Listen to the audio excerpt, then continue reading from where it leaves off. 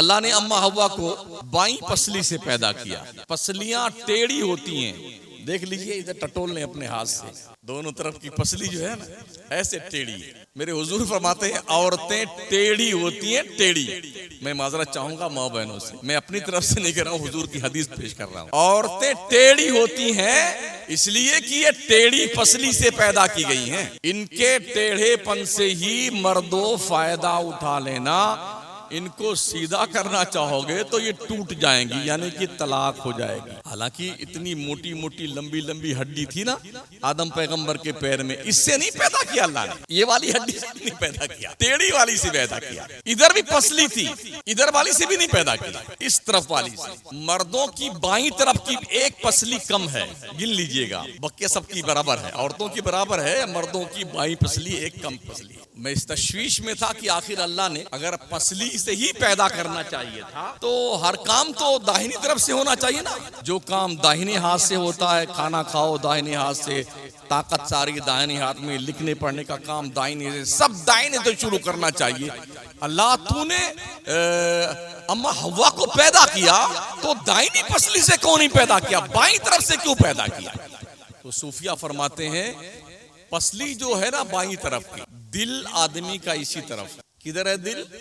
बाईं तरफ। तो बाईं तरफ की पसली दिल से टच है। गोया अल्लाह ने ये बताना चाहा है औरतें दिल में बिठाने की चीज होती हैं, सर पे बिठाने की चीज नहीं होती हैं। जिस दिन आदमी अपनी बेगम को सर पे बिठाता है ना, उस दिन समझ जाओ इस घर का कबाड़ा होने वाला है। इज्जत करो, आबरू करो, मोहब्बत करो, प्यार करो।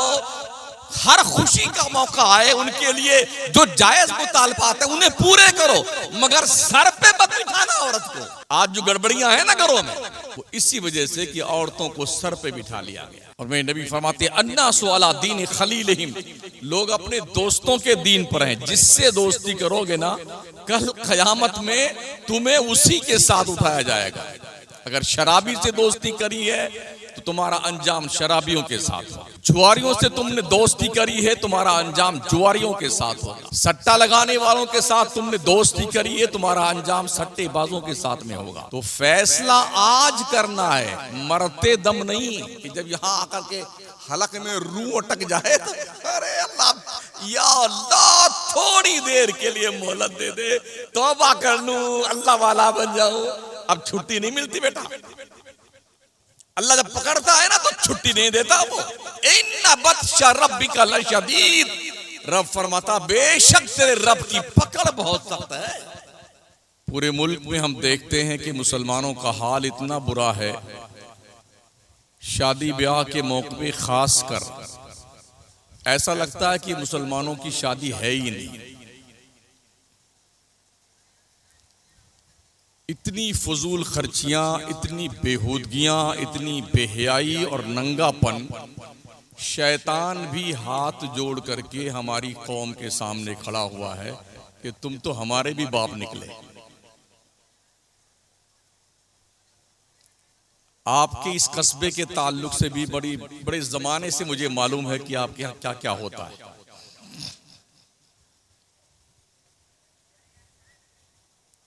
अगर आप सुधरेंगे नहीं, दुनिया सुधार देगी, आपको मार मार के सुधारेगी। न नौकरी आपके पास में है, न हुकूमत आपके पास में है, न पैसे आपके पास में हैं, न प्रॉपर्टी आपके पास में है। काहे के लिए पगलाए हुए? बुद्धि भ्रष्ट हो गई है ना आपकी। क्यों, किस लिए? दो वक्त की रोजी कितनी मुश्किल से आज की तारीख में मिलती है, फिर भी अकल हमारी ठिकाने नहीं।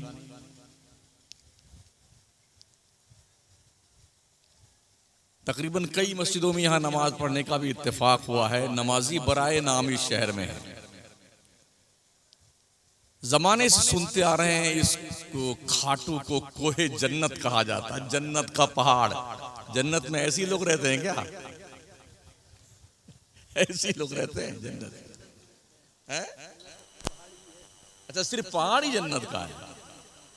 हाँ, ये बात है, बाकी सब गड़बड़ शड़बड़ है। इतने सारे बुजुर्गों के मज़ारात यहां पर हैं। इसको कहते हैं चराग तले अंधेरा। उनकी बारगाहे करम के रोशनी का फैज हमने हासिल नहीं किया है। अल्लाह इरशाद फरमाता है, या अय्युहन्नासु तक़ू रब्बकुमुल्लज़ी खलक़कुम मिन नफ्सिन वाहिदा। ऐ लोगो, तुम अपने रब से डरो जिसने तुम्हें एक मर्द और एक औरत से पैदा किया है। व खलक़ मिन्हा ज़ौजहा, फिर उसी मर्द से उसकी बीवी को पैदा किया। व बस्सा मिनहुमा रिजालन कसीरन व निसा, फिर अल्लाह ने उसी एक मर्द और एक औरत के जरिए से बहुत सारे मर्दों और औरतों को फैलाया। वत्तकुल्लाहल्लज़ी तसाअलूना बिही वल अरहाम, अल्लाह से डरते रहो, उस अल्लाह से डरते रहो जिसके तुम मंगते हो मंगते। डरो उस रब से जिसकी दरबार में, जिसकी बारगाह में तुम भीख मांगते हो ना, अल्लाह ये दे दे, अल्लाह वो दे दे। ले ले, अपने हिसाब से ले लेना। अगर तेरी बहुत चलती है ना, फटा जा रहा है चलने फिरने में बिल्कुल जानवर की तरह, फिर अकल नहीं आती क्यों? अल्लाह फरमाता है डरते रहे बंदे अल्लाह से, उस रब से डर जिसके दरबार में तू भीख मांगता है। भीख जब तेरी कहीं नहीं सुनी जाती है ना, तो पो पो रो रो करके हाथ फैला के मंगता बनता है। उस रब से डरा कर और अपने रिश्तों की पासदारी किया करो, रिश्तों का एहतराम किया करो। इन्नल्लाह काना अलैकुम रक़ीबा, बेशक अल्लाह तुम पर निगहबान है। आका फरमाते हैं निकाह मेरी सुन्नत है, जिसने निकाह से मुंह मोड़ा वो हमारे तरीके पर नहीं है। हमारे अब्बा और अम्मा जन्नत में पैदा किए गए थे, जिन्हें आदम और हव्वा कहा जाता है। सबसे पहले आदम को पैदा किया था, अकेले थे जन्नत में, दिल नहीं लगता था। कितना ही खूबसूरत महल और बंगला बना लो, झूमर उमर लगा लो, तो अकेले बैठे रहो कुर्सी लगाकर मेज, तो ऐसा लगेगा कि अब पगलाएं कि तब पगलाएं। ये होता कि नहीं होता है? किसी बंदे को बहुत बड़ा हॉल बना करके, बंगला टाइप बना करके उसी में बंद कर दो, पैक कर दो, कितने देर तक वो ठीक ठाक बैठा रहेगा? अकेले अच्छा भी नहीं लगता है। हमारे अब्बा जन्नत में अकेले थे तो ठीक नहीं लगता था उन्हें। तो अल्लाह करीम ने उनकी दिलबस्तगी के लिए अम्मा हव्वा को पैदा किया। सो गए, आंखें बंद थी, तो अल्लाह ने आदम पैगंबर की इस बाईं पसली से चीर करके अम्मा हव्वा को पैदा किया। और जब वो नींद से जागे तो उनके बगल में हजरत हव्वा बैठी हुई थी।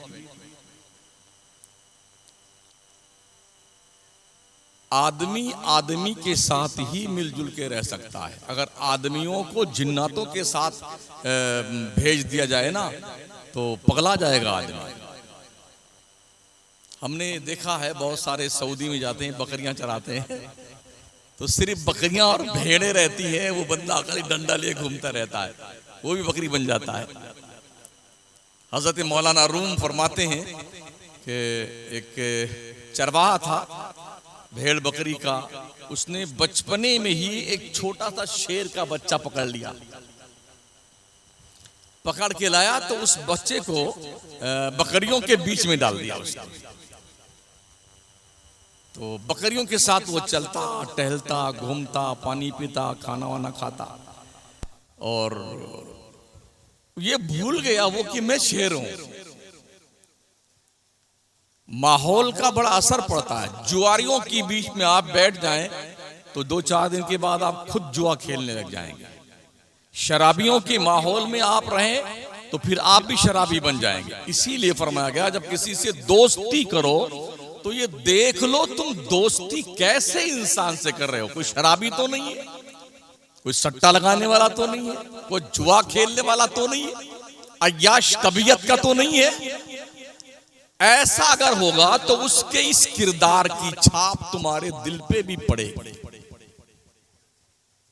और मेरे नबी फरमाते हैं अन्नासु अला दीन खलीलिहिम, लोग अपने दोस्तों के दीन पर हैं। जिससे दोस्ती करोगे ना, कल कयामत में तुम्हें उसी के साथ उठाया जाएगा। अगर शराबी से दोस्ती करी है तो तुम्हारा अंजाम शराबियों के साथ होगा। जुआरियों से तुमने दोस्ती करी है, तुम्हारा अंजाम जुआरियों के साथ होगा।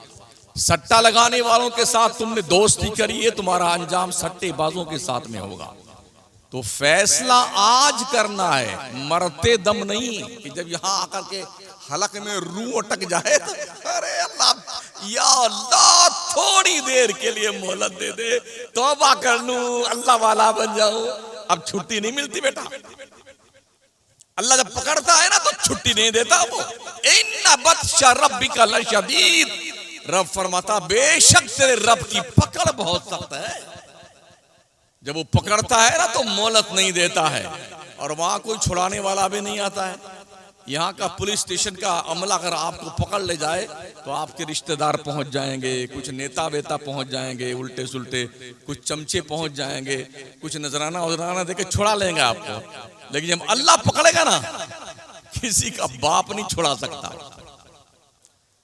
इसलिए कल जो करना है वो आज ही कर लो, और ठीक ठीक मुसलमान बन जाओ, पगलाओ ना ज्यादा। थोड़ी दौलत क्या मिल जाती है, फट जाते हैं आप। पजामा आपका गुब्बारा बन जाता है, इसे कैसे उड़ाना है, कैसे खर्च करना है। तो मौलाना वो फरमाते हैं कि वो शेर भूल गया कि मैं शेर हूं। बकरियों के बीच में रहता रहता, वो भी मैं, जैसे बकरी नहीं करती मैं, वैसे वो भी करने लगा।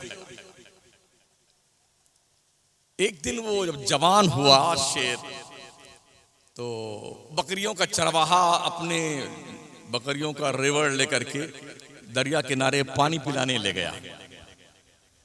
इस किनारे बकरियां किनारे खड़ी पानी पीने के लिए, उसी में शेर का वो जो जवान बच्चा था वो भी पी रहा पानी। उस किनारे साइड में जंगल का एक शेर बबर उधर भी पानी पीने आया था।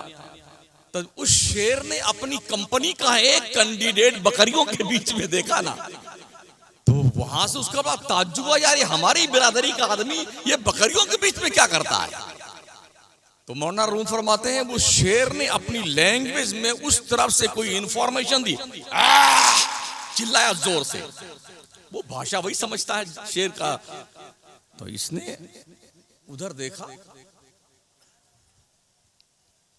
अरे यार, फिर इधर अपने आसपास में देखा, कहा यार मैं तो, मेरी शक्ल तो इनसे नहीं मिलती जुलती, मेरी शक्ल तो उस शेर से मिलती जुलती है। तो उसने कहा अरे बेवकूफ कहीं का, तो बकरियों के बीच में, बकरियां तो हमारी खुराक हुआ करती हैं। जब उसे एहसास हुआ कि मैं शेर हूं, जब तक उसे लगा कि मैं बकरी हूं तो मैं करता था वो, और जब उसे पता चल गया, एहसास जिंदा हुआ कि मैं शेर हूं, एक ही रपटे में एक को इधर दबाया, एक को इधर दबाया, लेके रवाना हो गया।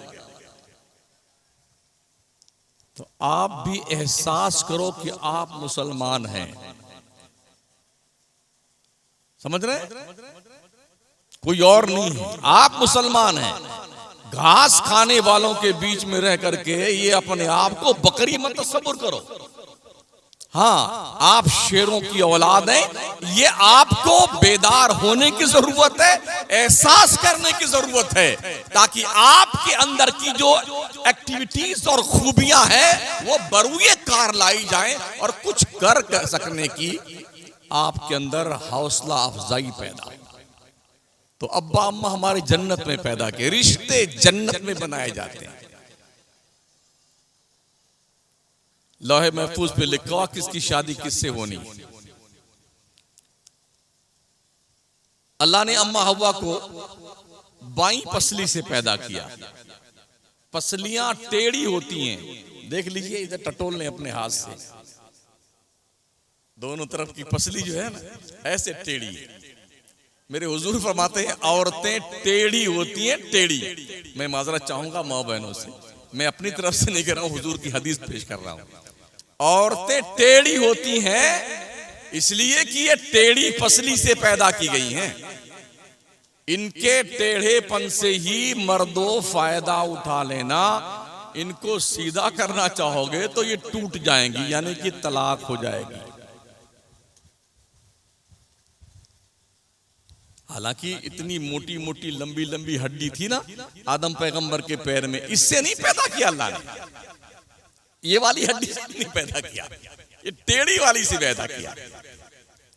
इधर भी पसली थी, इधर वाली से भी नहीं पैदा किया, इस तरफ वाली से। मर्दों की बाईं तरफ की एक पसली कम है, गिन लीजिएगा, बक्के सबकी बराबर है, औरतों की बराबर है, मर्दों की बाईं पसली एक कम पसली है। तो मैं इस तशवीश में था कि आखिर अल्लाह ने अगर पसली से ही पैदा करना चाहिए था तो हर काम तो दाहिनी तरफ से होना चाहिए ना। जो काम दाहिने हाथ से होता है, खाना खाओ दाहिने हाथ से, ताकत सारी दाहिने हाथ में, लिखने पढ़ने का काम दाहिने से, सब दाहिने से शुरू करना चाहिए। अल्लाह तूने अम्मा हव्वा को पैदा किया तो दाहिनी पसली से क्यों नहीं पैदा किया, बाईं तरफ से क्यों पैदा किया? तो सूफिया फरमाते हैं पसली जो है ना बाईं तरफ की, दिल आदमी का इसी तरफ है। किधर है दिल? बाईं तरफ।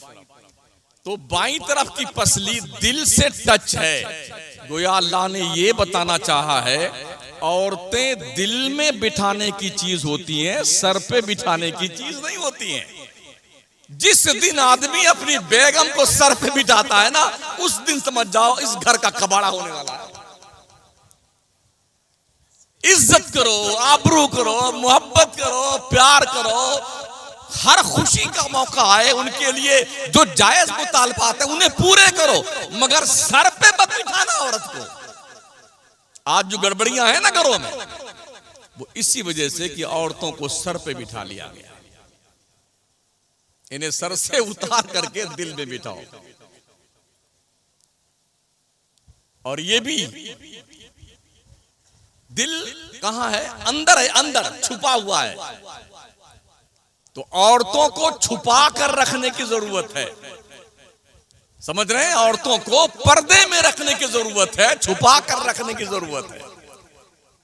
इसलिए कि दिल में रखने का मतलब यह हुआ कि दिल के निहाखाने में औरतों को छुपा कर रखा जाए। वैसे भी जो कीमती चीज होती है वो छुपा कर रखी जाती है। सोना, चांदी, हीरे, जवाहरात, याकूत, जमर्राद, जी वो पन्ना, हीरा। जयपुर में गए, एक मुट्ठी में ऐसे होता है छोटा छोटा दाना, 1-1 करोड़ रुपए का। इतना ही है, 1 करोड़ रुपए का। मैंने उनकी तिजोरियां देखी ना जयपुर के जौहरी लोगों की, मोटी मोटी तिजोरी, तिजोरी के अंदर फिर तिजोरी, उसके अंदर फिर तिजोरी, 2-2, 3-3 ताला जब बेटा खोलता है तो इतना सा वो हीरा पन्ना निकालता है। कीमती चीज छुपा कर रखी जाती है। मेरे नबी फरमाते हैं अद्दुनिया कुल्लुहा मता व खैरु मताई दुनिया अल मरअतु सालिहा। दुनिया कुल की कुल बरतने की चीज है और दुनिया की सबसे कीमती चीज का नाम नेक औरत है। तो औरतों को छुपा कर रखने की जरूरत है। और डिक्शनरी उठाकर आप देखें ना लोकत, तो औरत की जो मीनिंग है ना, मतलब औरत का मतलब है छुपी हुई चीज। सत्र औरत मर्द का नाफ से लेकर के घुटने के नीचे तक इस हिस्से को औरत कहा जाता है, यानी इसे छुपाना जरूरी है, फर्ज है। इसे सत्र औरत कहते हैं। और औरतों का पूरा वजूद, ये टिकली मुंह की छोड़ करके, ये हाथ की हथेली और ये पैर का हिस्सा, ये आजाद छोड़ के पूरा वजूद सत्र औरत है। तो औरत का मतलब होता है छुपाना, छुपाने की चीज औरत होती है। मगर कितना बड़ा जुल्म हमारी कौम के लोगों ने किया है। हर मामले में औरत ही आ गया। रिश्ता देखने जाएगी तो कम से कम 10-15 लोगों का खा पी करके आ जाएगी। आराम से, आज इसके यहाँ तैयारी, कल उसके यहाँ, परसों उसके यहाँ। कहीं पसंद नहीं आता है, 10-15 दिन खा के आएगी तब फिर कहीं पसंद करेगी। ऐसा हुक्म नहीं है। और ये हालत है लोगों की। अमीर हो चाहे गरीब हो, हर आदमी सोचता है खूब पैसा उड़ाएं शादी ब्याह में, ताकि मोहल्ले में पता चले आज ये पगला गया है। मंगनी के अंदर, नारियल की रस्म के अंदर मुसलमान 2-3 लाख रुपया खर्च करता है, नहीं करता है? ये पैसे बचा के रखो, शादियां बिल्कुल सिंपल सी करो, और इन पैसों के जरिए से अपने बच्चों और बच्चियों को अच्छी तालीम दो। अगर हम इस बात को सोच लें और फैसला कर लें, हमें शादी में खुशी करनी नहीं यार, सीधी सी बात। बड़ी शीन से जो शादी है ना, उसे छोटी सीन बना दो। बिल्कुल सिंपल सी शादी, मस्जिद में जाओ, बैठ कहीं निकाह हो जाए, छुहारा खा पी करके चले आओ, घर पे वलीमा कर देना दूसरे दिन। इतना ही शादी है। इसके अलावा जो कुछ भी है हमारी खुराफात है, हमारी बकवास है। नाचना, कूदना, डांस करना, ऑर्केस्ट्रा करना। अगर इसी हाल में अल्लाह तुम्हें मौत दे दे, तुम्हारा बाप क्या करेगा? अगर आ जाए मौत, फिर क्या करोगे? औरतें कहती अरे अभी हमारे बेटे की शादी है, दिल के अरमान नहीं निकालेंगे। और अल्लाह ने तेरे दिल का अरमान निकाल दिया, फिर तू क्या करेगी? निकाह से पहले बेटे का इंतकाल हो तो क्या करोगे तुम? निकाह हो जाने के बाद दुल्हन समेत दोनों मर जाएं, क्या करोगे? इसलिए ज्यादा पगलाने की जरूरत नहीं है। शरीयत के बाउंड्री में रह करके जिंदगी गुजारिए, और अल्लाह ने जो सिस्टमैटिक ढंग से जिंदगी गुजारने का प्रैक्टिकली तौर पर मुस्तफा जाने रहमत को आपको अता फरमाया, उसकी सुन्नत के दायरे में रह करके जिंदगी गुजारिए। अगर मुसलमान है तो कानून हमारे लिए है, हम दूसरों की बात नहीं करते। जो कानून में नहीं चलता है वो जानवर होता है, जानवर। दुनिया में कानून इंसानों के लिए है, जानवरों के लिए नहीं है। जानवर नाली में पानी पिएगा, कोई नहीं रोकेगा उसे। अगर इंसान नाली में पानी पिए तो हर आदमी अरे पगला गया है, अबे तेरा दिमाग खराब है, अरे ये नाली का गंदा पानी, और फिर नहीं मानेगा तो लोग पागल हो गए, इसकी सरक गई है, मेंटली डिस्टर्ब है ये। पता ही चला कानून इंसानों के लिए। हमें क्या खाना है ये भी अल्लाह रसूल ने बताया है, क्या पीना है ये भी अल्लाह रसूल ने बताया है, क्या पहनना है ये भी अल्लाह रसूल ने बताया है, क्या करना है ये भी अल्लाह रसूल ने बताया है। वो लोग जिनके पास ऐसा कोई सिस्टमेटिक निजाम ना हो, आईने हयात ना हो, अगर वो पगला जाए वो उनका अपना मैसेज है। हमारे पास तो एक ताबनाक, रोशन और मुनव्वर हयात तैयबा नबी की शक्ल में मौजूद है, हम क्यों पगलाते हैं? सोचिए और 100 बार सोचिए। पैसे बड़ी मेहनत से कमाए जाते हैं। हमने देखा है अपने राजस्थान में, 28 साल हो गए मुझे, 29वां चल रहा है। इतने जोड़े शादी में लड़की की खरीद, 200 जोड़े, 200 जोड़े खरीदे जाते हैं लड़कियों के। उस वक्त तक अम्मी जान मानती नहीं है, चाहे अब्बा जान को भीख मांग कर लाना पड़े पैसा, सूद और ब्याज पे लाना पड़े, मगर सारा सामान सजा वजा करके टीम टाप करके तैयार करके पूरी पेई जो है भरी जाती है। क्या है ये? ऐसे ऐसे कपड़े शादी हो जाने के बाद 8-10 बच्चे भी हो जाए ना, तब तक वो उनका नंबर नहीं आता पहनने का। जरा हाँ, ये मैं जो आंखों से देखा हूं बता रहा हूं आपको। अब जब वो मान लीजिए आज जिस कपड़े का चलन है, 10 साल बाद उस जोड़े का चलन रह नहीं जाता है, तो अब क्या होता है, यार ये तो बहुत पुराना मॉडल हो गया है, आज के 10 साल पहले का है। तो क्या करें इसको, या तो इसे बेच दे तो कोई खरीदेगा नहीं, तो एक ही रास्ता सूझता है, इसे अल्लाह की राह में ज़कात निकाल दो, इसे गरीबों को दे दो। यानी जो खुद की चॉइस नहीं है, जो अपने को पसंद नहीं, उसे गरीबों को दे दो। वाह क्या लॉजिक तुम्हारी है यार। अल्लाह क्या फरमाता है, लन तनालुल बिर्रा हत्ता तुनफिकू मिम्मा तुहिब्बून। बंदो अपने रब की राह में अपनी चॉइस की चीज खर्च करो, तब तुम्हें नेकी मिलेगी।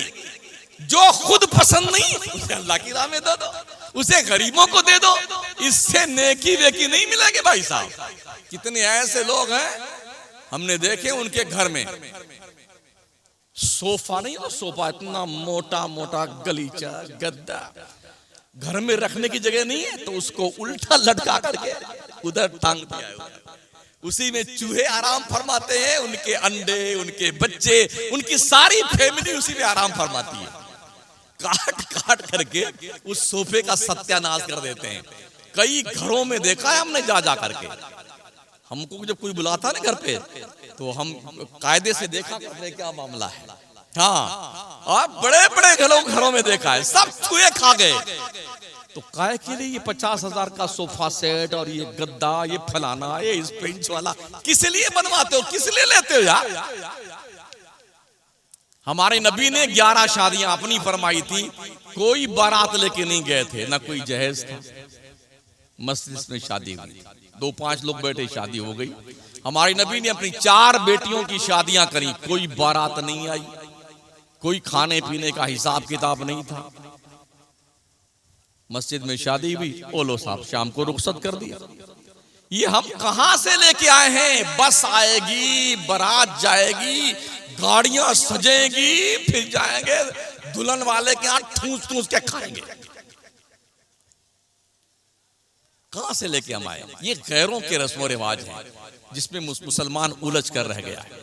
मैं अर्ज करूंगा आपसे, साउथ इंडिया के अंदर हालात इतने बुरे हैं, जब तक 1 किलो सोना नहीं होता किसी बच्ची की शादी नहीं होती है। 35 साल की, 40 साल की, 45-55 साल की लड़कियां बैठी जिनकी शादियां नहीं हो रही।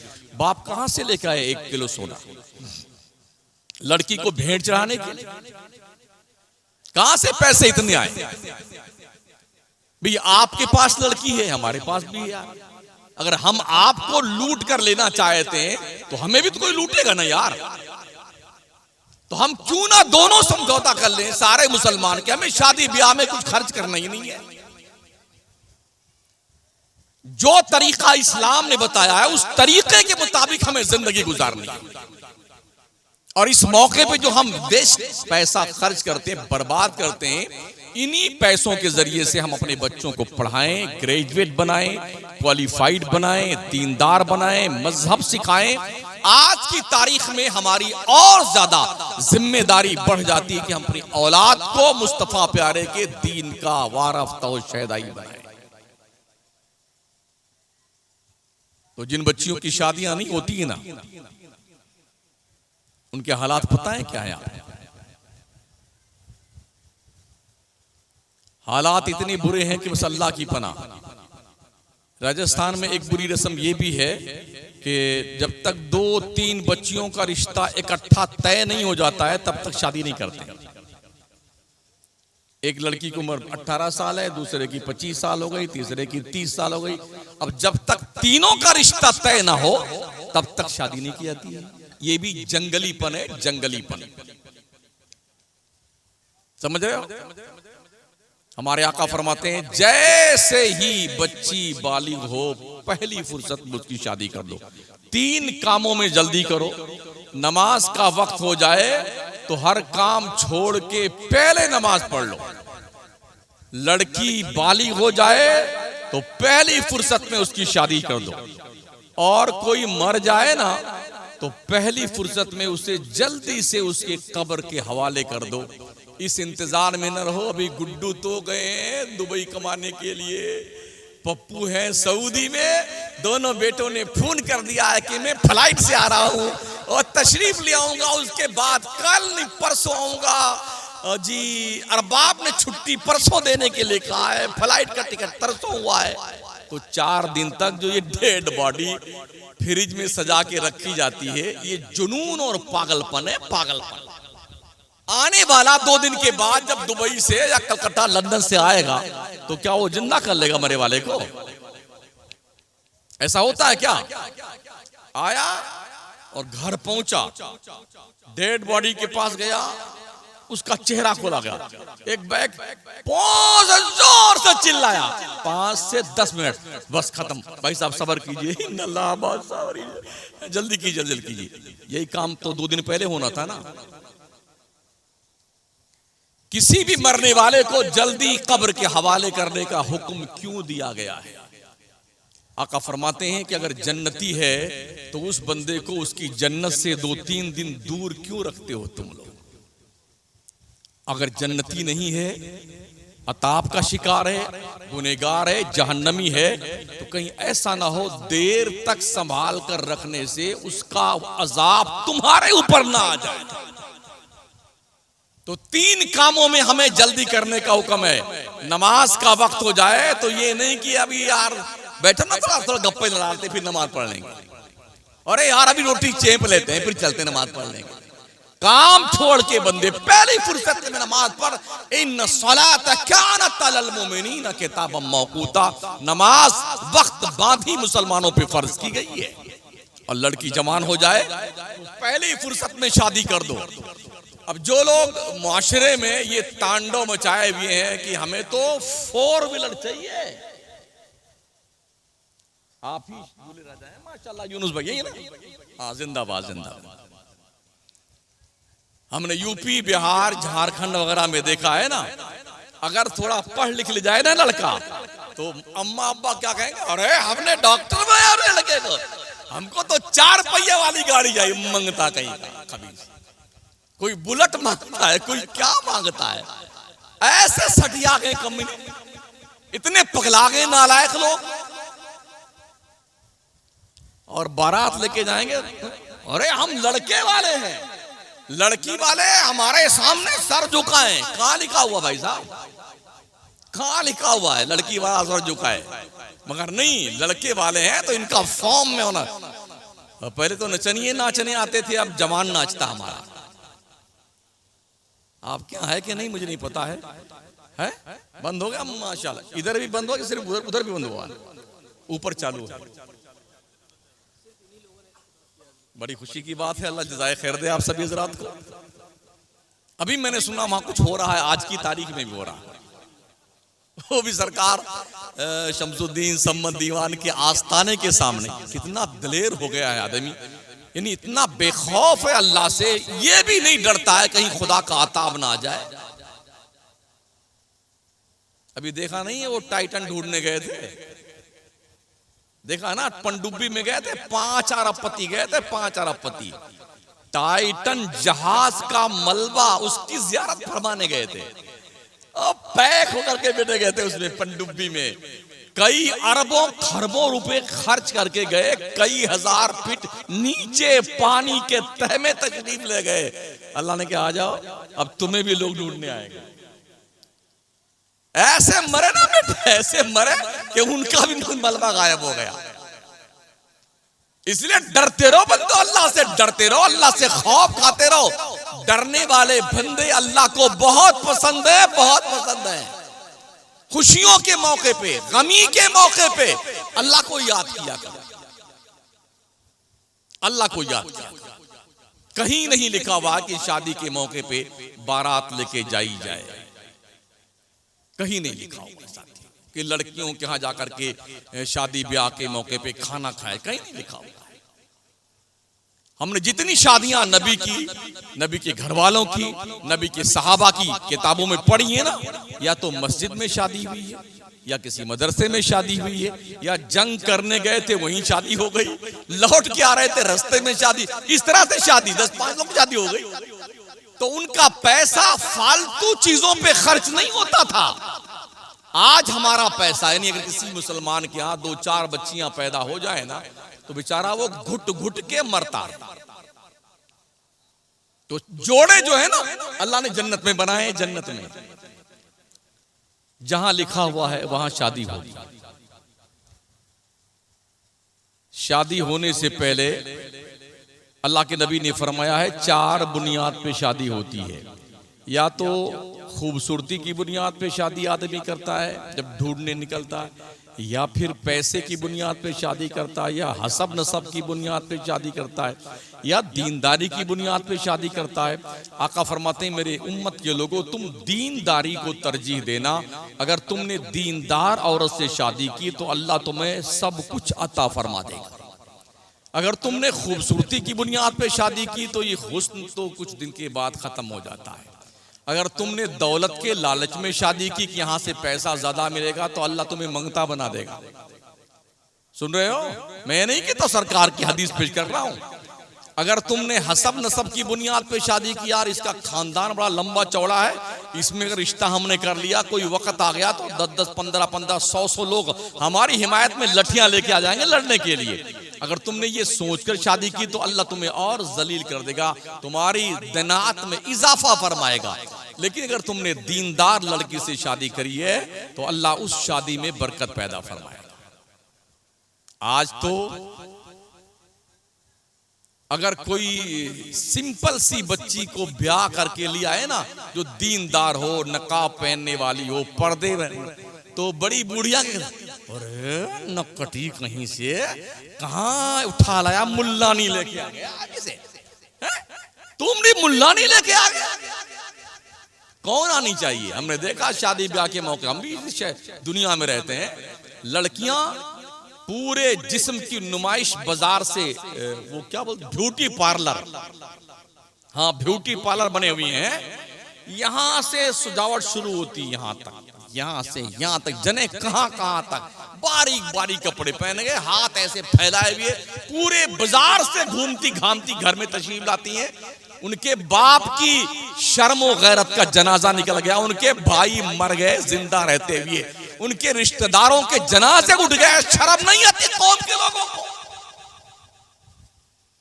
अंधेरे ही भले थे, कदम राह पे थे, रोशनी लाई है मंजिल से बहुत दूर हमें। कल के जमाने में आदमी सूखी रोटी खाता था मगर इज्जत की बहुत परवाह करता था। आज के 50 साल पीछे जाइए ना, बडेरे जो हमारे थे ना, उनके दौर में कभी ये बेहयाई के माहौल नहीं थे। अगर औरतें बेपर्दा चौखट पार कर लेती ना तो वोट कुटाई होती था, इनकी अकलें ठिकाने लग जाती थी। मगर आज मदर पिदर आजाद है, और जब से मोबाइल की इन दादी अम्मा तशरीफ लाई है ना, तो पूछ रही क्या है साहब, क्या क्या लोग सीखते रहते हैं रोजाना। जो देखते हैं वही बनना चाहते हैं। अल्लाह ने तो ठीक ठाक इंसान तुमको बनाया है, इंसान ही रहो, जानवर बनने की कोशिश मत करो। इसलिए कि इंसानियत पूरी दुनिया में सबसे सुपीरियर प्राणी का नाम है। जितनी मखलूक अल्लाह ने पैदा करी है ना, सबसे सुपीरियर प्राणी हजरत इंसान की है। बहुत खूबसूरत पैदा किया अल्लाह ने, आप बहुत खूबसूरत। तो ये कंडीशन होती है, शादी जब ढूंढने का नंबर आता है तो तलाश जारी होती है, यहां जाओ, वहां जाओ, वहां जाओ, वहां जाओ। अल्लाह अल्लाह करके शादी हुई, और शादी हो जाने के बाद जो है, अगर 1 आध साल कोई बच्चा वगैरह नहीं हुआ ना, तो पूरा घर, पूरा खानदान, अल्लाह अल्लाह तेरी तौबा, जाने किसमें कमी है, अरे लड़के में कमी है कि लड़की में कमी है।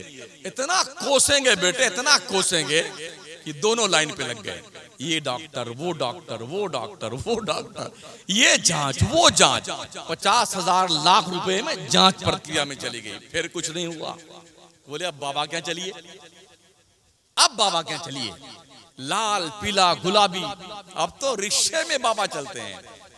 मजार बना रखा है रिक्शे को, आज ही एक वीडियो आई, रिक्शे के ऊपर जो है चादरें चढ़ी हुई, मजार वाली चादरें, हाँ, और उससे जाके मन्नत लोग मांग रहे हैं। वहां गए, बाबा कुछ करम फरमाइए, 2 साल हो गए कोई औलाद वगैरह नहीं है। बिल्कुल मायूस मत होना, हाँ अल्लाह चाहेगा तो हम किसी को खून के आंसू नहीं रोने देंगे। बेटा खुद ही रो रहा बैठे बैठे, बाबा क्या लगेगा तुम्हारा? शेर का नाखून, हिरन का नाभा, बंदर की मोछ और भालू के पूंछ का बाल, और ये सब ले आइए। बाबा ये कहाँ मिलेगा? कहा पैसा दीजिए सब मिलता है। 15,000 20,000 बाबा ने ले लिए, काली पीली ताबीज दे दी। अब लाए, एक लटका लिया गले में, 2 पत्थर के नीचे दबा दिया, एक पेड़ में लटका दिया, एक कब्र में दफना दिया। अब इंतजार कर रहे हैं, अल्लाह अल्लाह। अब क्या खाक है? उसका तो बन गया 15,000 पे। अब तुम लिए बैठ रहे हो बेटे, बाबा तो 15,000 पा गए।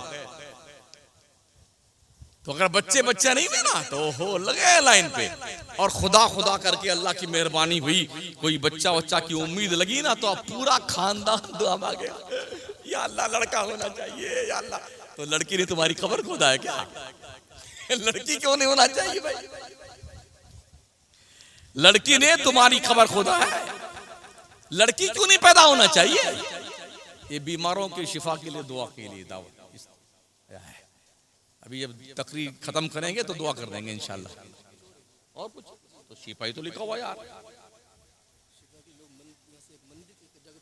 और ला हौला वला कुव्वता इल्ला बिल्लाह। आदमी इस बला में इतना मुब्तला हुआ कि अगर बीमार हो जाता है तो ये भी नहीं देखता कि किस जगह जा रहा है।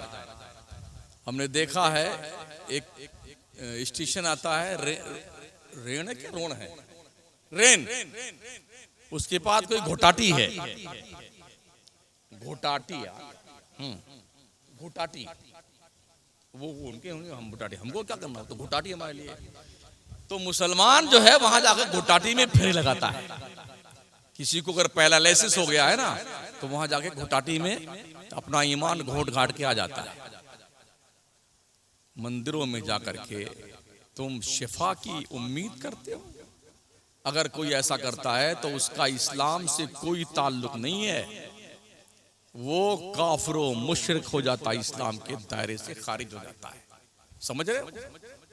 शिफा अल्लाह देता है, बीमारी भी अल्लाह देता है, शिफा भी अल्लाह देता है। तुम भूल गए?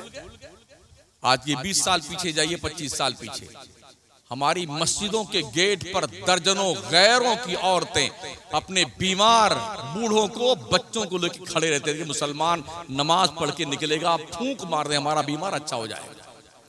कहाँ? और तुम इतने पगला गए हो, तुम्हारा कोई आदमी मरीज बन जाए तो तुम गैरों के मठ पे जाते हो, गैरों के वहां जाकर के तुम शिफा के तलबगार बनते हो। तुमसे बड़ा पागल कोई हो सकता है? शिफा अल्लाह देता है।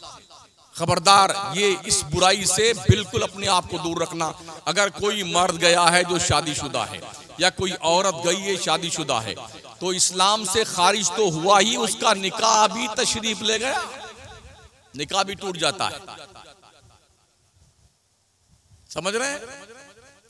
तो मैं अर्ज कर रहा था साथियों कि अगर अल्लाह अल्लाह करके कोई उम्मीद लगी तो पूरा खानदान दुआ मांगे, या अल्लाह लड़का होना चाहिए, या अल्लाह लड़का होना चाहिए। मेरे हुजूर फरमाते हैं, जिसकी एक बच्ची हो उसके पैदा होने पे आदमी मुंह टेढ़ा ना करे, खुश हो, अच्छी से तरबियत करे और तालीम दे, उसे इज्जत से रुखसत कर दे शादी करके। तो मैं और उस लड़की का बाप और उसके माँ ऐसे हशर के मैदान में रहेंगे जैसे ये 2 उंगलियां आपस में मिली हुई। हमारे नबी ने ये प्रेरणा दी है, कौम को इस तरफ तवज्जो दिलाई है कि लड़कियां माँ बाप के लिए बोझ नहीं होती हैं, ये अल्लाह की रहमत है, रहमत। बोझ तो हमने बनाया है जहेज की भेंट चढ़ा करके। अगर हम शादी को इस्लामी नुक्ते नजर से देखना और करना शुरू कर दें तो लड़कियां एक नहीं 10 पैदा हो, में क्या प्रॉब्लम है यार?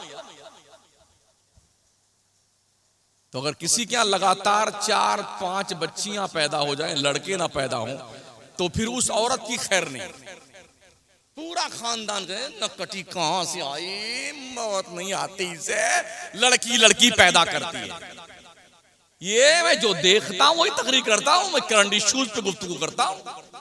हाँ, उस बच्ची की खैरियत नहीं जिसके 3-4 बच्चियां लगातार पैदा हो जाएं, कि लड़का क्यों नहीं पैदा हुआ। अल्लाह से पूछी, अल्लाह फरमाता यह बोले मैं यशाओ इनासा, व यहबु लिमन यशाउ ज़ुकूर और युज़व्विजुहुम ज़ुकरान व इनासा व यजअलु मन यशाउ अकीमा।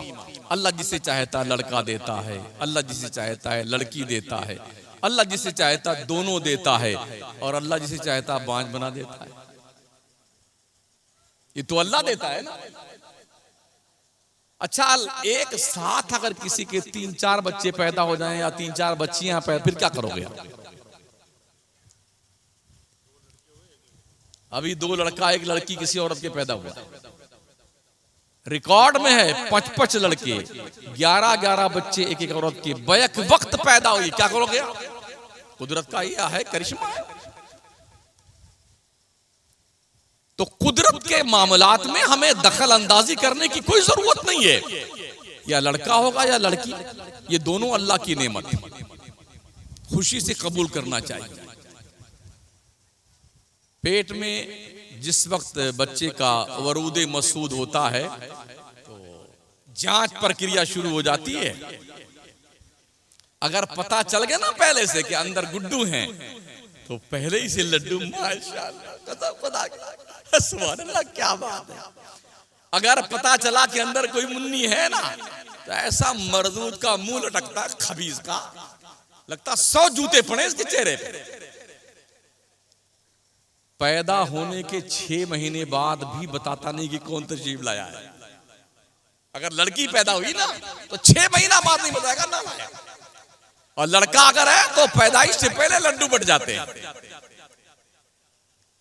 साउथ में जाइए, वहां इस बुनियाद पर जो जहेज की लानत है ना, 1 किलो सोना 2 किलो सोना देना पड़ता है। बच्चियां पैदा होती हैं तो ये धान नहीं आता, चावल वाला धान जो अपने छिलका समेत होता है, बच्चियों के गले में डाल देते हैं ताकि हलक में फंस जाए और चिल्ला करके लड़की मर जाए बचपन में ही। इस तरह लोग मार रहे हैं बच्चियों। उस दौरे जहालत में जब मेरे मुस्तफा तशरीफ लाए थे मक्के में, उस वक्त भी बच्चियों को जिंदा इसीलिए दफन किया जाता था कि बच्चियां अगर जिंदा रहेंगी तो इन्हें हम शादी करेंगे, कोई हमारा दामाद बनेगा तो ये हमारे शान के खिलाफ बात है। इसलिए लोग अपने बच्चियों को जिंदा गाड़ दिया करते थे। आज भी ये प्रचलन शुरू हो चुका है साउथ इंडिया में कि बच्चियां पैदा होती, जिंदा गाड़ा तो नहीं जाता है, मगर उनके मुंह में धान डाल दिया जाता है, चावल वाला धान, ताकि उस गले में फंस करके चीख करके और दम घुट जाए, बच्ची मर जाए।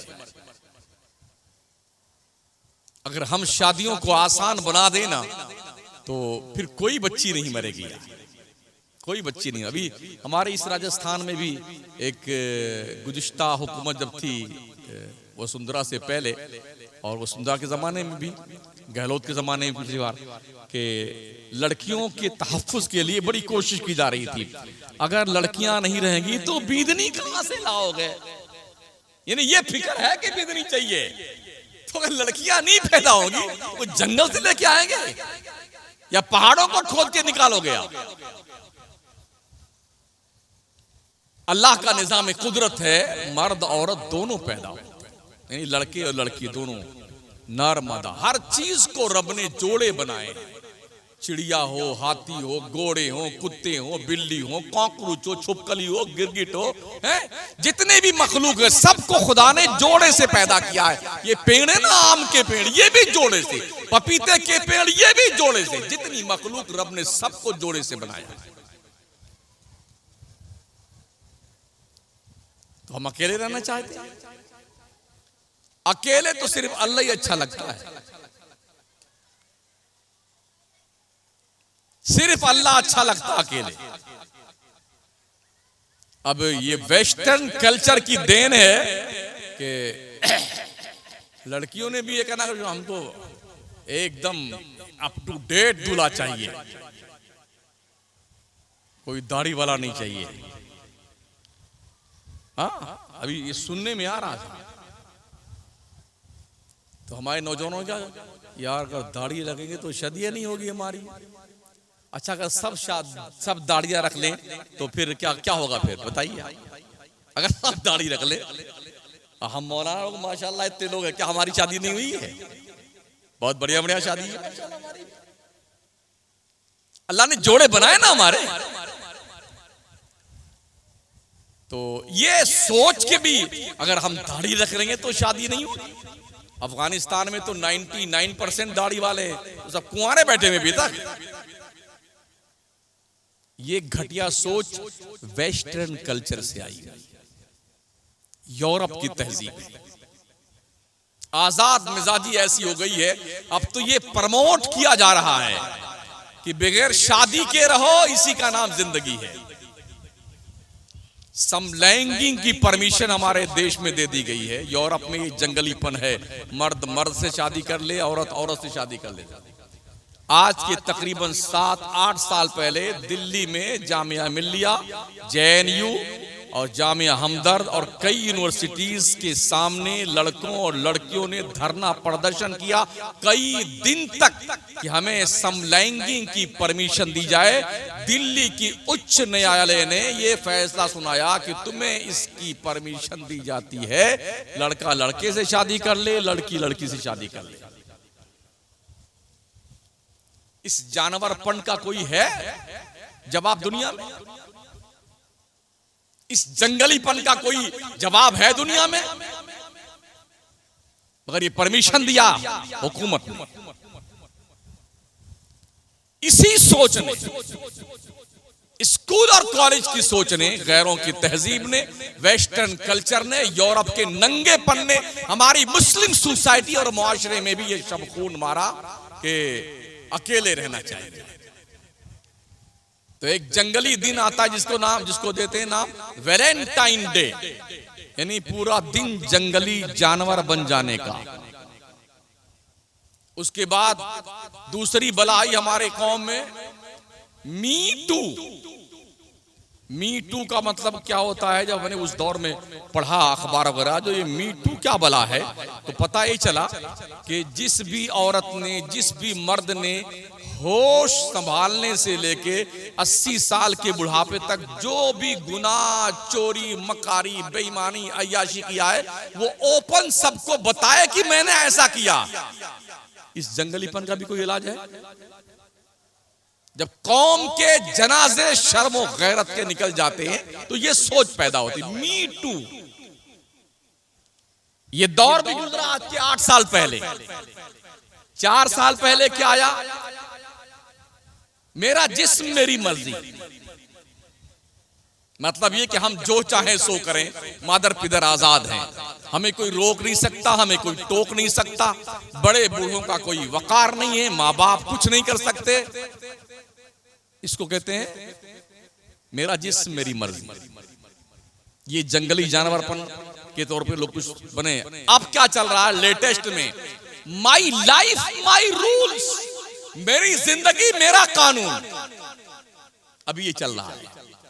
ये जहालत का जो प्रकोप है ना, ये यूरोप के गलियों से चल के आता है। काश हमारी बच्चियां, हमारी बहनें, हमारे बच्चे, हमारे भाई यूरोप की इस गंदी नाली के कीड़ों के करीब जाने के बजाय मुस्तफा के मदनी तहजीब के करीब आए, प्यारे मुस्तफा की लाई हुई शरीयत के करीब आए, जहां बाप का वकार भी महफूज है, मां का एहतराम भी महफूज है, जहां भाइयों की इज्जत महफूज है, बहनों की आबरू महफूज है, जहां मुआशरे में बड़े बूढ़ों की इज्जत और कदर की जाती है।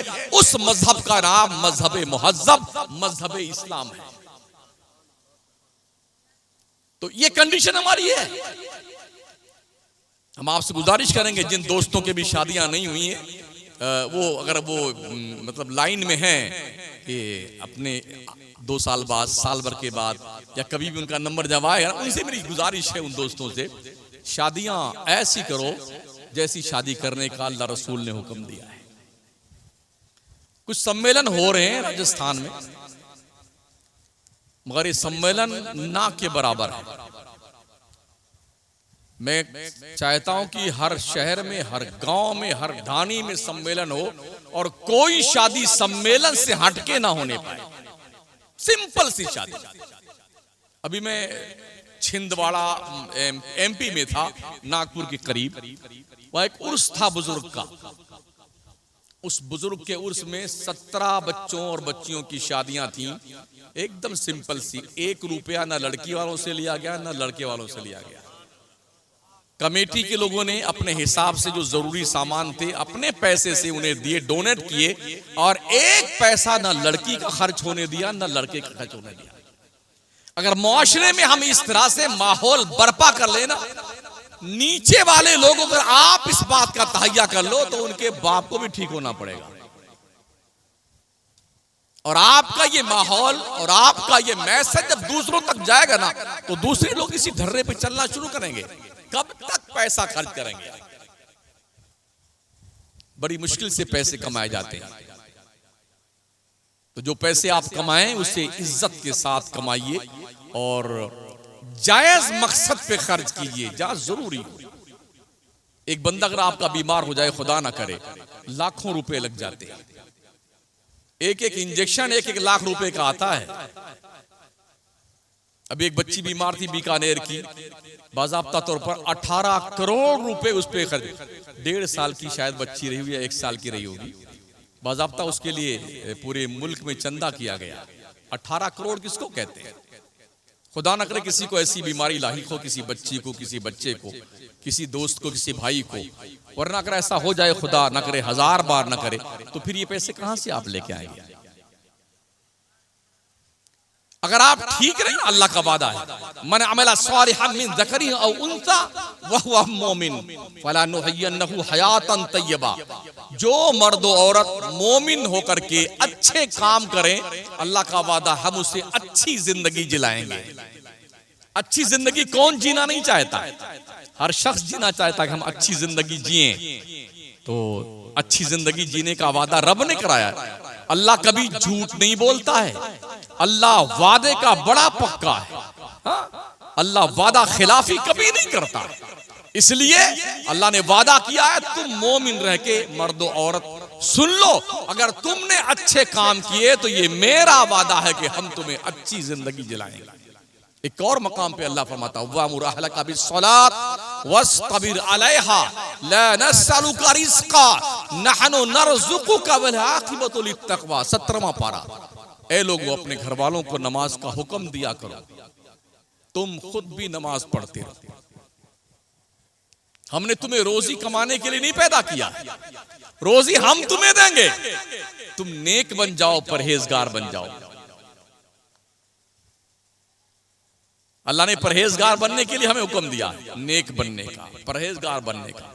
इसलिए मुसलमानों, नेक बनो, परहेजगार बनो और खुद भी नजर झुका के चला करो।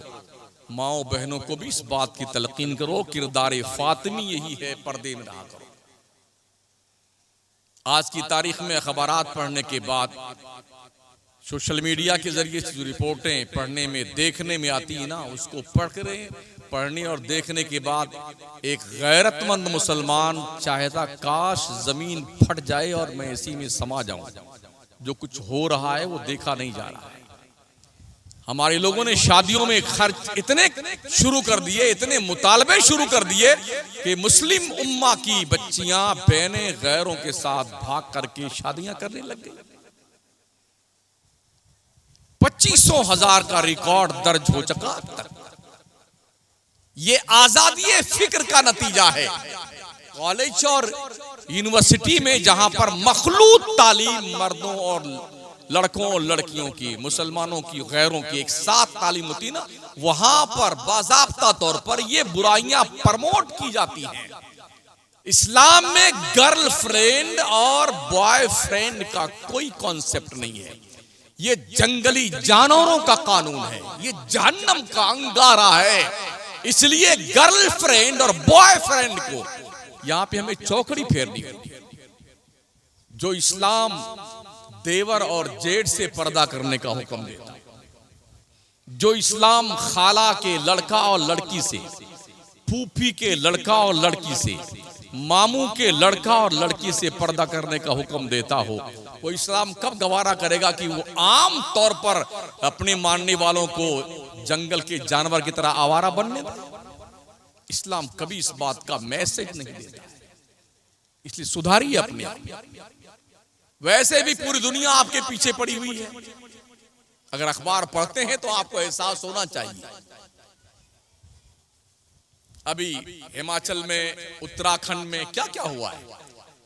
1 महीने के अंदर सारे मुसलमानों हिमाचल प्रदेश छोड़ के चले जाओ। ऐसा लगता है इनके बाप का मुल्क है। ये अभी हुआ, अभी जस्ट ये 30 जुलाई, अरे इस 30 जुलाई से पहले उस स्टेट को, हर मुसलमान को अल्टीमेटम दिया गया था अगयार की तरफ से, इस स्टेट को छोड़ के चले जाओ। उत्तराखंड में अल्लाह ने ऐसी वाट लगाई ना, ऐसी लगाई, बेटे सारे बह गए, सारे बह गए, ऐसे मर रहे हैं और डूब रहे हैं, घर दुकान मकान सब सत्यानाश। अब मदरसे में बैठ के भीख मांग के खा रहे बेटे। जिन मदरसों को बंद करने का नापाक इरादा और प्लान लोगों का है, जिस मस्जिदों पे नापाक नजरें हैं, वहीं पनाह लेके शरणार्थी बैठे हैं और मुसलमान पूरी तल रहा है और इनको खाना खिला रहा है। इस्लाम दर्द महसूस करता है। इस्लाम किसी के साथ भेदभाव करने का हुक्म नहीं देता है। लकुम दीनुकुम वलिया दीन, तुम्हारा दीन तुम्हारे लिए, हमारा दीन हमारे लिए। तुम रात दिन अगर मंदिर में घंटे बजाओ, हमें क्या प्रॉब्लम है यार, हमें कोई दिक्कत नहीं है। तुम्हारा मजहब तुम्हें इस बात की परमिशन देता है। जब हम अजान देते हैं तब फिर किसी को मौत क्यों आने लगती है, सोचने का विषय यह है। हमें कोई आपत्ति नहीं है, रात भर आप क्या नाम है कथा बांचिए, भागवत कीजिए, तुम्हारा मजहब तुम जानो भाई साहब। लेकिन इसको हम पर क्यों थोप रहे हैं? हमारा मजहब, हमारा मुल्क जो है ना, अनेकता में एकता का मुल्क है। यहाँ पर 36 कौमें रहती हैं और हिंदुस्तान के संविधान में हर धार्मिक इंसान को, जो भारतीय है, वी आर इंडियन, हम भारत के लोग, सबको अपने अपने रिलीजन के एतबार से, मजहब के आधार पर जीवन बिताने का हक देता है हमारे मुल्क का कानून और संविधान। और इस देश की आजादी में किसी के बाप का तन्हा हिस्सा नहीं है। जो कुर्बानी मुसलमानों ने दी है ना, उसका आधा भी कुर्बानी कोई नहीं दिया है। ये हिस्ट्री है, रिकॉर्ड है हिंदुस्तान का। इसलिए मैं आपसे गुजारिश करूंगा साथियों, मुझे तकरीर करते हुए लगभग 1 घंटा हो गया, जो मुझे टाइम दिया गया था 5-7 मिनट और मैं कोशिश करूंगा आपको समझाने की। अगर अल्लाह ने आपको तौफीक दी तो जरूर आप शादी करें। अगर आप नानो नफका बर्दाश्त करने की सलाहियत रखते हैं तो शादी करें, ठीक है ना। और माओ बहनों से गुजारिश है कि होता यह है कि अगर कोई शौहर अपनी बीवी को थोड़ा मानने लग गया तो माँ और बहन और सब, अरे ये जोरू का गुलाम हो गया। ये उल्टा और इल्जाम है, क्या कहते हैं, ये जोरू का गुलाम हो गया। अब बेचारा अगर माँ बहन सबकी कुछ गौर से सुनने लग जाए तो बेगम क्या कहती है, अरे ये अपने अम्मा और बहन का गुलाम हो गया। अब ये बेचारा कहाँ जाए बताइए, यूनुस भाई कहाँ जाए? बेगम को माने तो जोरू का गुलाम हो गया, अम्मा और बहन की माने तो अम्मा और बहन का गुलाम हो गया। जबकि सबके हक अल्लाह ने, उसके रसूल ने मुतय्यन किए हैं। माँ को माना जाएगा माँ की हैसियत से, बहन को माना जाएगा बहन की हैसियत से, बीवी को माना जाएगा बीवी की हैसियत से। सबके हुकूक दिए जाएं, इसी का नाम मज़हब इस्लाम है। और ये भी आका ने फरमाया, अगर तुम बाहर कहीं कमाने गए हो, घर वापस लौटो तो अपनी बीवी के लिए अलग से कोई स्पेशली तोहफा लेके आओ, ताकि तुम्हारी गैर मौजूदगी में तुम्हारी बीवी एहसास करे कि मेरा शौहर जब दूर रहता तब भी मुझे अपने दिल में बिठा के रखता है। ये शरीयत का कानून है। प्यारी बच्चियों, बहनों, जब भी तुम्हारे रिश्ते हों, शादियां हों, ससुराल एक अजनबी माहौल होता है। अपने आप को सेटअप कैसे करना है, एक समझदार माँ की जिम्मेदारी बनती है कि अपने शादी जिस बच्ची की हो रही उसे समझाए कि एक अजनबी माहौल में सेट कैसे हुआ जाता है। ससुराल पहुंच करके अपने मैके की दादा हाँका मत करना। कुछ औरतों की आदत होती है, खाएंगी ससुराल की और क्या कहें, अरे ये मेरे भाई ने दिया है, ये मेरे अब्बा ने ला के दिया है, अरे इसी की क्यों नहीं गा, जिसका खाओ उसी का खाओ ना यार, क्या दिक्कत आती है? झूठ बोलती हो। सेट कैसे होना माहौल में, ये तरीका माओं को चाहिए कि अपने बच्चियों को सिखाएं। कभी भी जोर से ना बोले, बड़ों का अदब करना है, सबकी हुकूक पहचानने हैं। उस माहौल में अगर बच्चियां सेट हो गई तो फिर वो आंखों का तारा बन के रहती। अगर सेट नहीं हो पाई तो फिर जानते हो क्या होता है, ले तेरे की दे तेरे की। और अब तो किचन में है, हाँ भैया आज तो तुम्हारे जीजा ने बहुत मारा है मुझे। अच्छा तैयार हो जाओ, मैं आ रहा हूं लेने के लिए। कहानी खत्म। अम्मी मैं 24 घंटा मुझे हरदम किचन में रहना पड़ता है, जब देखो कोई ना कोई घर पे आता रहता है, कोई चाय बना के लाओ, पकौड़ी बना के लाओ, अलग से सामान लाओ। अब मैं तो तंग आ गई यहां से, आजा गुड़िया मेरी आजा, मैं संभाल लूंगी। इस तरह पगलाया मत करो। अपनी गुड़िया को ये समझा के भेजा करो, ससुराल में कभी पकौड़ी बनानी पड़ेगी, कहीं दही बड़ा बनाना पड़ेगा, कभी कचुबर बनाना पड़ेगा, कभी मुर्गियों को दाना चुगाना पड़ेगा। ये सब करना ही पड़ेगा, इसी का नाम जिंदगी है। और जो इसे समझ लेती है वो बच्चियां खुशहाल जिंदगी गुजारती हैं। हर एक का ध्यान रखो, ख्याल रखो। अभी तकरीर मैंने शुरू नहीं करी है, 1 घंटा पूरा हो गया है।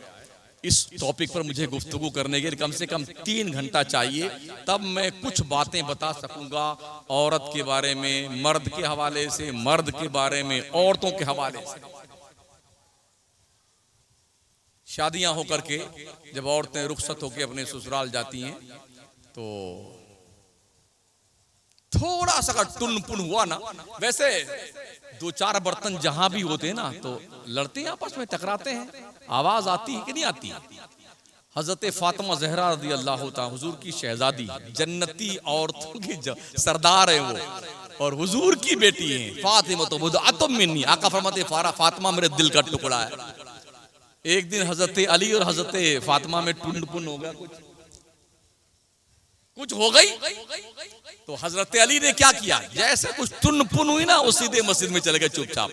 एक बात जरूर ध्यान रखना, फरमाया गया कि अगर मर्द औरत के बीच में कुछ टुन पुन हो जाए ना तो ऐ मर्दो तुम फौरन घर से बाहर निकल जाओ। औरतों को नहीं कहा गया, मर्दो तुम घर से बाहर निकल जाओ, इसलिए कि जब मियाँ बीवी झगड़ना शुरू करते हैं ना तो तीसरा शैतान आ जाता बीच में। कभी मर्द को उंगली करता, अरे कम उधर औरत को बोलता है, अरे और सब अच्छा तड़ाता चला। नतीजा ये होता है कि दोनों में तलाक करवा देता मर्द। हुजूर फरमाते जैसे कुछ टुन पुन हो मियां बीवी के बीच में, शौहरों तुम झट से घर से बाहर निकल जाओ। जब ये शोले जवाला ठंडा पड़ जाए तो वापस आ जाना, आग बुझ जाए 1 घंटा 2 घंटा फिर वापस आ जाना।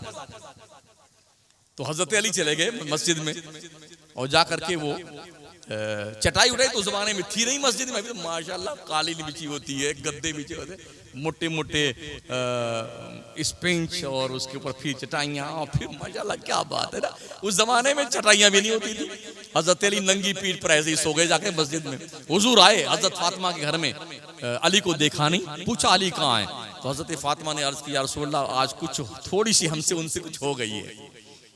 तो कहाँ गए? तो कहा मुझे पता नहीं, बाहर निकले हैं। तो हुजूर जानते थे अली जब घर से बाहर निकलता तो मस्जिद ही में जाता है। हुजूर मस्जिद में गए तो देखा हजरत अली मस्जिद में खाक पर लेटे हुए हैं और मिट्टी उनके पीठ में लगी हुई है। आका ने फरमाया कुम या अबा तुराब, अरे ओ मिट्टी के बाप उठ जा।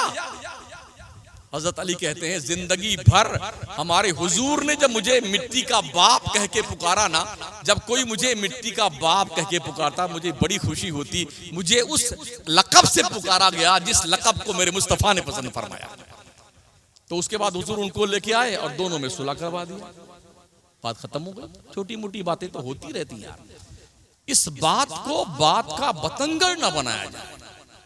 उमूमन होता क्या है, जब दोनों में झगड़ा होगा तो औरतें अरे मेरे बाप ने मेरी किस्मत फोड़ दी, कैसे मंगते के साथ शादी कर दी, इस घर में मुझे मिला ही क्या है, ये फटे फटे कपड़े, ये टूटे फूटे बर्तन, ऐसे दिखा के बोलती है टूटे फूटे बर्तन। क्या है यार, आप भी सोचते हो कैसा मौलाना पकड़ लाया आज। जो हालात है उस पर गुफ्तगू करते हैं। ये भी कुरान की रोशनी बोल रहे हैं, हदीस की रोशनी में, अपनी तरफ से कुछ नहीं बोल रहे हैं। अल्लाह फरमाता है अर्रिजालु कव्वामूना अलन निसा, मर्द औरतों पे हाकिम है। हाकिम पागल नहीं होता है, हाकिम को चाहिए घर चलाया कैसे जाता है, 19-20 नरम गरम चला ले जाओ, इसी का नाम हाकिमियत है। समझ रहे? तो माओ की बापों की जिम्मेदारी ये है, औलाद हो पैदा तो उसकी तरबियत अच्छी करो, अच्छी तरबियत। एक बच्चा था जो माँ बाप ने बड़ी दुआओं से अल्लाह से मांगा था, वो जवान हुआ तो चोरी करने लगा, डकैती करने लगा, उसके फांसी की सजा जज ने सुना दी। तो माँ ने कभी रोका नहीं उसे। आजकल क्या है, पैसे आने चाहिए कैसे भी हो, माँ नहीं पूछती बेटे कहां से लेके आया है। हम लोग जब बचपन में थे ना, अगर कहीं 2-5 पैसे, उस जमाने में 1 पैसा भी चलता था हमारे बचपन में, तकरीबन आज के 45 साल पहले 1 नया पैसा, 2 नया पैसा, 3 नया पैसा, 5 नया पैसा। हम पढ़ने जाने लगे तो हमको 7 रुपया खर्चा मिलता था महीने का, 2 रुपया किराया लगता था जाने का, 5 रुपया महीने का खर्चा मिलता था। आज हमारा छोटा सा बच्चा है ना, 5 रुपया दिखाओ ना तो उधर मुंह टिक जाए, रखे रहो अपना 5 रुपया। 150 रुपया हमारे बच्चे एक दिन में एक बच्चा खा जाता है, और हमको 5 रुपए मिलते थे महीने भर खर्चा करने। तो 1 नया पैसा, 2 नया पैसा, 3 नया पैसा, ये उस जमाने में था, पुराने जमाने में। आज वो नहीं है, लेकिन वो बड़े कीमती थे साथी। अर्ज में कर रहा हूं कि हमारी माए बहनें जो है ना, ये अपने बच्चों को सुधारने के लिए कोशिश करें, इनकी तरबियत करें, इन्हें संभालें, और क्योंकि इन्हें आगे चल के कुछ बनना होता है। पैसा ज्यादा देंगे तो बच्चे खराब होंगे, बजाय इसके कि उन्हें पैसा दें, उनकी तरबियत करें, उनकी चॉइस की चीज ला करके दें। क्या खाते हो तुम, वो ला, अच्छे कपड़े पहनाओ, अच्छा खाना खिलाओ बच्चों को, ठीक है ना, लेकिन बच्चों को बिगड़ने से बचाओ, बिगड़ने से। पैसे देंगे हाथ में तो बच्चे बिगड़ेंगे, डेफिनेट बिगड़ेंगे। हम देखते हैं बच्चे जुआ की मंडी लगाए हुए, कुछ जुआ खेल रहे हैं, कुछ ऐसे खामखा पत्ते खेल रहे होते हैं। अभी तो चल रहा वो 3 पत्ती चल रही है, क्या बोलते हैं, हाँ 3 पत्ती सुना मैंने, और पबजी और पनागनी कौन कौन जी सब चलते हैं, बेटे कमा रहे हैं उसमें। ये सब जुआ है, जुआ, हराम खोरी है, हराम खोरी, खुदा के लिए हराम खोरी करके बचो, ये जुए सट्टे से बचो, इससे कौम पलाह नहीं पाएगी, बर्बाद होगी, तबाह होगी। समझ रहे हैं? इसलिए जरूरत इस बात की है कि हम अपने बच्चों की सही निगरानी करें, अच्छी तरबियत करें। एक बाप की जिम्मेदारी बनती है और एक माँ की भी जिम्मेदारी बनती है कि उसकी तरबियत अच्छी करें। तो माँ चाहती कि बच्चे पैसे लेके आए कैसे भी हो, वो पूछती नहीं, तो उसने ऐसा ही किया उस बच्चे के साथ में। जज ने फैसला सुनाया कि इसकी गर्दन मार दी जाए, फांसी दी जाए। जब फांसी के फंदे पे लटकाने का वक्त आया तो जज ने पूछा, तुम्हारी कोई आखिरी ख्वाहिश है? कहा हाँ एक ख्वाहिश है जज साहब। कहा वो क्या? कहा कि वो मैं चाहता हूं, मैं अपनी अम्मी से मुलाकात करना चाहता हूं। कहा बुलाओ भाई इसकी माँ को बुलाओ। उसकी माँ बुलाई गई, माँ आई अपने बेटे करीब, उसको फांसी के फंदे पे लटकते हुए देखने वाली थी। बेटे ने कहा माँ थोड़ा और करीब आ जा। माँ अपने बेटे के और करीब गई, कहा माँ मैं तेरे कान में कोई बात कहना चाहता हूँ। माँ ने अपना कान अपने बेटे के मुंह के पास किया तो उसने पूरा मुंह खोला और पूरा कान अपने मुंह पे बंद कर लिया और पूरा दबा के पूरा कान काट के खा गया। जोर से चिल्लाई उसकी माँ, खून बहने लगा। पूरा जो है जज का जो हॉल था वो चीख उठा, जालिम आदमी। उसने कहा जज साहब इस वक्त मैं अपनी माँ को यही सजा दे सकता था, वो मैंने इसे दे दिया। अगर मेरी माँ ने मेरे गुनाहों पर सजा दी होती, मुझे टोका होता, मुझे गलत काम पे मना किया होता, प्रोत्साहन न दिया होता, तो आज मैं फांसी के फंदे पे झूलने को तैयार ना होता। ये मेरी माँ की तरबियत ना होने का नतीजा, जो तरबियत नहीं की ना, इसलिए मैं आज फांसी के फंदे पे लटका। अब मैं इस वक्त माँ को और ज्यादा सजा नहीं दे सकता, तो इसका मैं कान काट के खा गया। इसलिए मैं अपनी माँओं से, बहनों से, बच्चियों से कहूंगा, अपने बच्चों की अच्छी तरबियत करो। कहीं ऐसा ना हो कि तुम्हारे भी कान काट के खा जाए तुम्हारी औलाद। बस ये चंद गुजारिशात थी। इस दुआ के साथ अल्लाह होने वाली शादी में बरकत पैदा फरमाए, दूल्हा दुल्हन शादो आबाद रखे, दोनों खानदानों में रिश्ते मोहब्बत बरकरार रहे। ये सिर्फ दो दिलों का, दो शख्सों का मिलन नहीं, दो खानदानों का राब्ता और रिश्ता होता है। ठीक है ना? जब ये रिश्ते लग जाएं तो रिश्तों का लिहाज किया करो। अल्लाह फरमाता है ना, तसाअलूना बिही वल अरहाम, जिस अल्लाह से तुम मांगते हो उसी अल्लाह का हुक्म है रिश्तों का लिहाज किया करो, बड़े छोटे की कदर किया करो। और आका फरमाते हैं, मल्लम यरहम सगीरना वलम युअक्किर कबीरना फलैसा मिन्ना, जो अपने छोटों पे प्यार नहीं करता, अपने बड़ों की इज्जत नहीं करता, वो हमारे तरीके पर नहीं है। तो आप छोटों से प्यार कीजिए अगर बड़े हैं, और छोटे जो हैं उन्हें चाहिए कि वो अपने बड़ों की इज्जत करें। अकरिमु करीमा कुल्ला कौमिन, आका फरमाते हर मजहब के बड़े की इज्जत की जानी चाहिए। ये इस्लाम का पाकीज़ा दस्तूर और तरीका है। इसलिए खाटू शरीफ के लोगों, कोहे जन्नत के दामन में बसने वालों, आपने जैसा कि मुझे बताया गया कि बहुत सारी बुराइयों को त्याग पत्र दिया है शादी ब्याह के मौके पे, और भी जो छोटी मोटी है ना, उनको भी अपने मुआशरे से निकाल के बाहर फेंको, दूर कर दो। और नारियल के नाम पर, रसम के नाम पर, पेट पिराने के नाम पर, जंगलीपन के नाम पर, लड्डू पेड़ा के नाम, घी पेड़ा के नाम, ये सब बकवासें बंद कर दो। बकवासें, बच्ची का हक जो बाप की प्रॉपर्टी में होता है वो हक दो। हक चाहे 5 रुपया ही बनता, वो हक दे दो। यहां भी तुम्हें नहीं पकड़ा जाएगा, वहां भी नहीं पकड़ा जाएगा। और मेरा पेट पिरानी या घी पेड़ा दे दे के चाहे तुम करोड़ों दे जाओ ना, मर के जाओगे ना अल्लाह के पास, इतना धुनाई होगी बेटे तुम्हारी, इतना धुनाई होगी कि तुमने अपनी बेटी का हक अपने वरासत में से क्यों नहीं दिया है। लिज़्ज़करि मिस्लु हज़्ज़िल उन्सयैन, अल्लाह फरमाता है बाप की प्रॉपर्टी में बेटी का हक होता है। अगर मरने वाला बाप 3000 रुपया छोड़ के मरा है और एक लड़का एक लड़की छोड़ के मरा है, 2000 लड़के का है, 1000 लड़की का है। लेकिन कितने लोग देते हैं? मैं समझता हूं कि शायद कोई बंदा हो, शायद ढूंढने पे चिराग लेके निकलिए तो शायद ना मिले। तो ये शादी ब्याह के मौकों पे खर्चा वर्चा बंद करके मस्जिद में निकाह करने का प्रचलन शुरू कीजिए। 2-4 किलो खजूर रख के बस ये माशाअल्लाह हमारा नहीं बला करके खत्म कर दीजिए, और बाप की वरासत में से बेटियों को हक दिया कीजिए।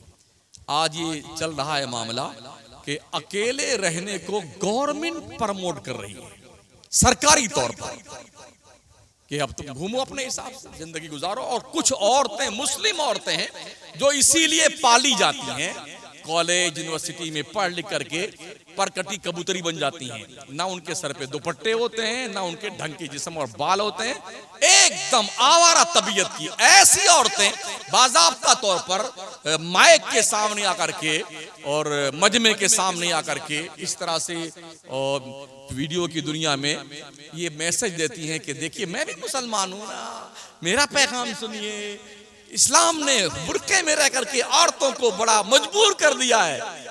इस्लाम ने बड़ा करम किया कि औरतों को पर्दे में रख करके उनके इज्जतों नामूस की हिफाजत की गारंटी ली। समझ रहे हैं?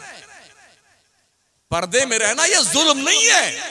अभी गर्मी इतनी तेज चल रही है ना, कई मुल्क अपने हिंदुस्तान के कई बड़े शहरों में जाना गुज़िश्ता 2-2.5 महीने के अंदर, वो जो मुंह से गलाजत उगलती ना लड़कियां गैरों की, अरे मुसलमान औरत बुर्के में, अरे बिल्कुल कैद हो जाती। मैंने देखा वो सारी लौंडियां जो है ना औरतें अभी इतना बुर्का पहने घूम रही हैं। अरे हमने कहा क्या हुआ यार, स्कार्फ लगा के घूम रही हैं। बड़े इलाहाबाद में देखा, बनारस में देखा, कोलकाता में देखा, और जनाबे वाला नागपुर में देखा, मुंबई में देखा, दिल्ली में देखा, ये सब लगाए हुए। अरे हमने क्या हो गया, सब गैर मुस्लिम की बच्चियां और सब हिजाब में, अब क्या हो गया? यही तो इस्लाम कहता है, यही तो इस्लाम कहता कि हिजाब पहन के रखो। एक हिजाब वाली के पीछे पड़े थे ना कुत्ते, वहां कर्नाटक में मुस्कान के पीछे, उस हिजाब की बच्ची ने जज बन करके दिखाया, उसी हिजाब, उसी हिजाब। हिजाब तरक्की के रास्ते में रुकावट नहीं है। इस्लाम पाबंदी शरा के साथ तरक्की के जीने तय करने से मना नहीं करता है। आप कानून इस्लाम की पालना कीजिए और तरक्की के जीने तय कीजिए, इस्लाम ने इस बात की इजाजत दी है। अल्लाह करीम हमें नेक बनाए, एक बनाए, अच्छा बनाए। और जो बीमार है, कौन सा बीमार है? किसी के नाम की बात कर रहे हैं, कोई साहब बीमार है, अल्लाह उन्हें भी शिफा दे, और जितने भी बीमार हैं अल्लाह उन सबको शिफा अता फरमाए। अल्लाह खैर फरमाए, आप सबको शादो आबाद रखे, जायज़ कारोबार में बरकतें पैदा फरमाए, बुराइयों से हमें भी और आप सबको अल्लाह बचाए। अस्तगफिरुल्लाह रब्बी मिन कुल्लि ज़ंबि व अतूबु इलैह। ला इलाहा इल्लल्लाह मुहम्मदुर रसूलुल्लाह। अस्सलामु अलैकुम व रहमतुल्लाहि व बरकातुहू। खड़े हो जाओ। या नबी।